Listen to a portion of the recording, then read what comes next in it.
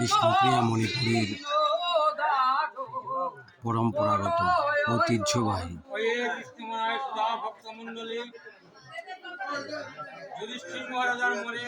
ভাগবত পাঠ বা মহাভারত পাঠ